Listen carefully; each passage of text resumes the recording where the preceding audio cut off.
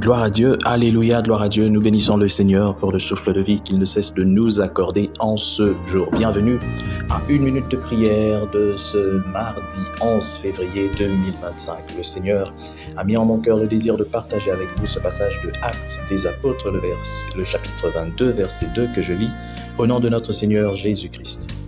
Lorsqu'ils entendirent qu'il leur parlait en langue hébraïque, ils redoublèrent de silence.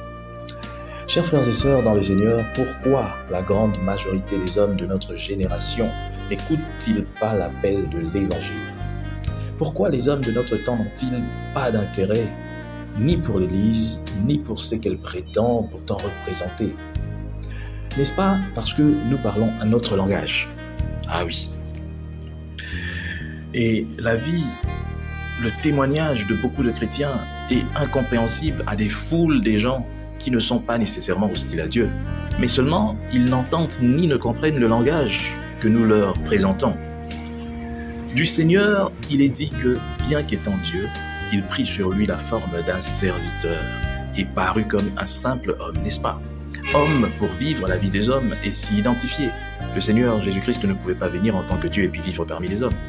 Et les hommes ne sont tant compris ce langage parce qu'il s'est confondu à la masse. L'apôtre Paul disait de lui-même, avec les Juifs, j'étais comme les Juifs, afin de les gagner. J'ai été faible avec les faibles, afin de gagner les faibles. Je me suis fait tout à tous, afin d'en sauver de toute manière quelques-uns. Donc, Jésus-Christ nous enseigne à pleurer avec ceux qui pleurent, être joyeux avec ceux qui sont dans la joie. Tout ceci bien entendu, sans faire aucune entorse à la vérité divine. Le Saint-Esprit veut opérer en nous cette identification volontaire à ceux que nous voulons gagner. Devenir, comme disait un prêtre catholique, Saint Augustin, un des pères de l'Église, devenir comme l'autre pour le gagner sans pour autant le rester.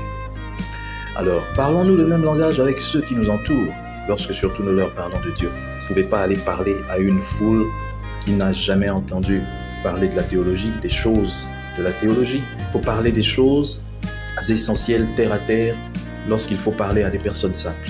Que Dieu bénisse sa parole, qu'il nous aide à savoir nous identifier à ceux à qui on apporte le message pour que notre message soit compris. Que Dieu bénisse sa parole, qu'il bénisse cette journée au nom de Jésus-Christ. Amen. Bonne journée à tous.